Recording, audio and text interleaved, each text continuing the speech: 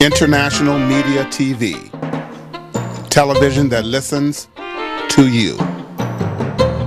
Hi, I'm Johnnie Burrell. Welcome to the program.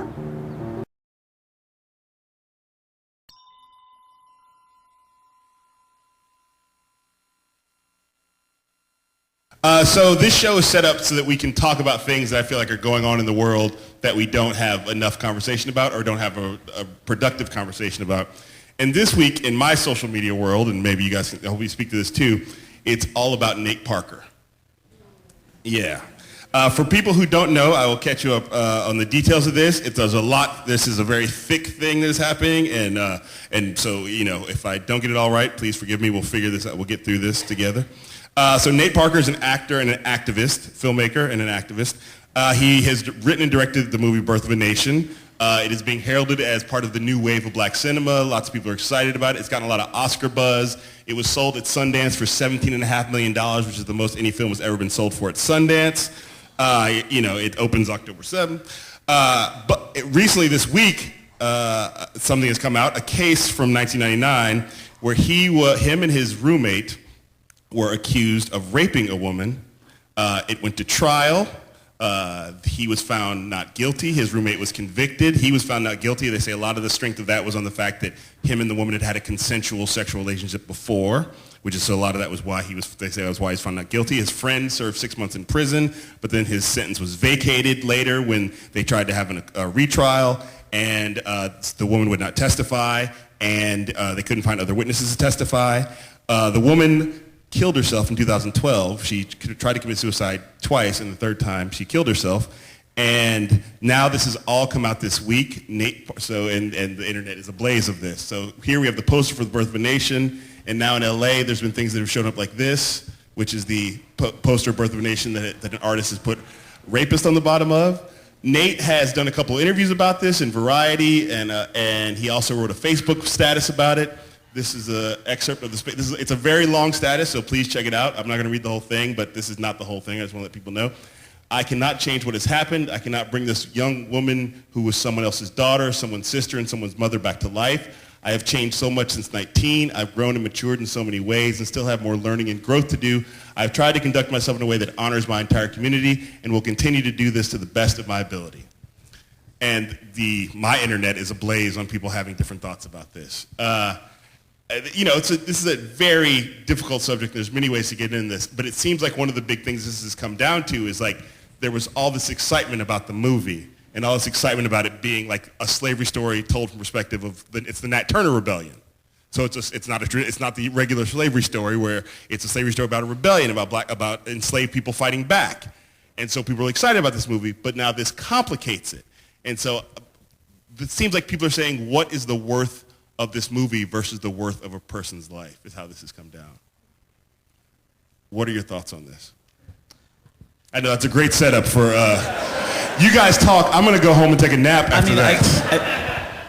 I feel like, you know, what the question is hinting at is like, can we still watch this film knowing what has happened? And is it worth, you know, knowing this and still watching it? And the irony of it is the original Birth of a Nation that was made by Griffith was one of the really famous film, very racist film based on the book The Klansman. A lot of white dudes in blackface chasing white women. Like it was the fear post during Reconstruction. Yeah. And it was that fear, and that film was based on that fear. So the fact he named it Birth of a Nation, and it's another side of this story, it's taking it back.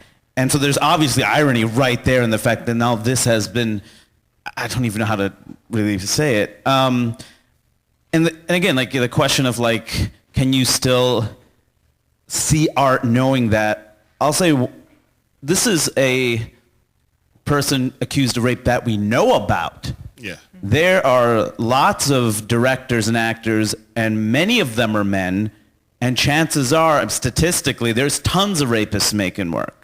I'm not justifying, I'm saying there's tons of people doing this, and we watch the films and we don't want to know. Mm-hmm. We don't want to know.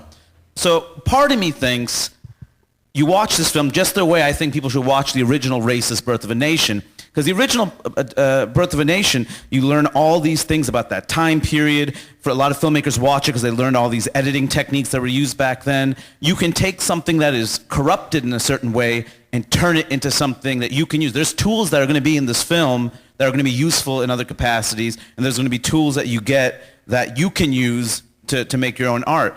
At the same time, this puts money in his pocket. So the answer is I don't know. Okay. Totally fair. What, Nina? Yeah, so if you hadn't noticed, I'm black. And that's for the radio listeners. Yeah. So I'm black. I'm also a woman, and I also own a sex store. And so as a business owner, even speaking about this topic in public actually segues into revenue, right? So many people may not speak, but I don't know, because again, I am black, and I come from communities that deal with injustices in the justice system. So how do I know that this person is or isn't? I'm not saying anything about the victim, the woman who has passed, which I don't know her name, but my heart goes out to her and her family. But it also goes out to this person who has gone through the legal system, because they told us that we could fight. They told us that if you paid the right lawyer, you get off, you're not accused. But then still, you're still being accused. So I really I'm with him. I don't know. Yeah. No, absolutely. Rachel? I feel bad for you, Rachel, because that's what happens when you're a parent. Sometimes you're out of the news loop. And so right before the show, I was like, we're going to talk about Nate Parker. And you were like, I hadn't. And I was like, here, read this article. And you had to download all this information in a very short period of time. Yeah. So it's pretty fresh. But I get the gist. I get, one thing is he hasn't been convicted of anything, and it sounds like this may very well be true what he did, but just from like a legal perspective, it sounds like there wasn't a strong case against him. We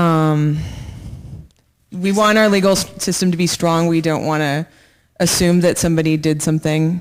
She also didn't testify against, I think, one of the defendants, and there was talk that she was being, threatened by associates of the defendant. There was talk that she was being harassed, by Nate and this roommate and maybe a private detective or private detective. Right. So we could. The legal system, if it works, it works. But there's all these corruptions in society that don't let the legal system work, and I have a really difficult time not believing in an accuser, right? And that's really hard. And there's an article that is in Color Lines. The author, whose name I cannot remember, which I feel terrible about. Somebody tell me so I don't feel like I can't curse. Can we have the social media desk look that up, please? But in the article, the writer talks about being a black woman and dealing with what Du Bois talks about, the idea of double consciousness, the idea of that you can be two things at once. She is a black person. She is a woman. She knows how the legal system fails first of all, black just to be people. clear, the woman who was a white woman. Oh, I'm talking about the writer. I'm sorry. The writer. Yeah. I'm talking about the writer of the article. My bad. And so she's caught in this place of where do I go and who do I support? And at the end of the day, she says, I'm going to side with the victim, and everything else, is used to deny women. And so, it's a really strange thing when you're asking for allyship while you're also not being an ally. But if you're, one thing we were talking about backstage is people make important works of art or just important works all the time who are despicable human beings, and that's one thing I noticed. Before I came to the Chronicle, I was primarily an arts and culture reporter, just personal anecdote, and I would meet people all the time whose work I admired, I won't say who they were, but I admired so much, in the hipster circuit or in the, intellectual theater circuit or whatever. And then you'd meet them and you'd just be like, you are just a horrible, I can't believe you're on This American Life. I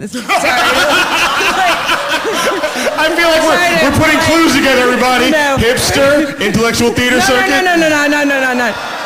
Just you were just a, not you. No. I didn't think you were talking about me, Jesus. Just I'm clean It's as a just like daisy. you meet people all the time who are doing brilliant work, and they're brilliant, and they're horrible human beings, you know, and their values, like maybe they profess to have certain values in public, and then in private, it's like, they're totally different, and it's just like, you know, yeah, there's a question like, do I still consume their work? But I mean, at some level, maybe you have to separate the work from the art. I mean, I think you have the choice to do that. I think a lot of people right now are Yeah. choosing not to do that, and I think that I support people's right to not do that. I think it is important. I have friends who don't listen to Miles Davis because he was known to be a horrible person. And then I'm in my house going like, but Kinda Blue's a good album to play for my kids because it'll get them into jazz and then they'll be cool forever.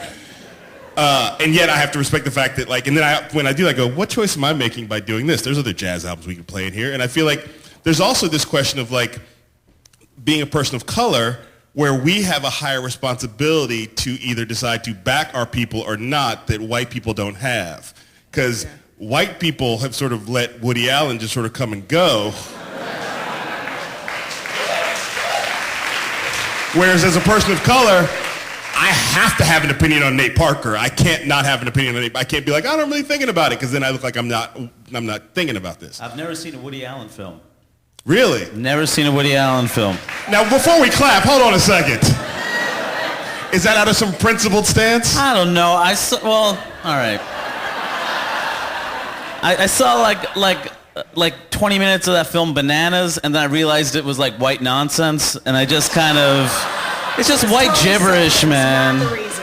There's like no people of color really in it. It's white, I can't curse. It's white nonsense. Give it up for the panel, everybody. Give it up for the panel.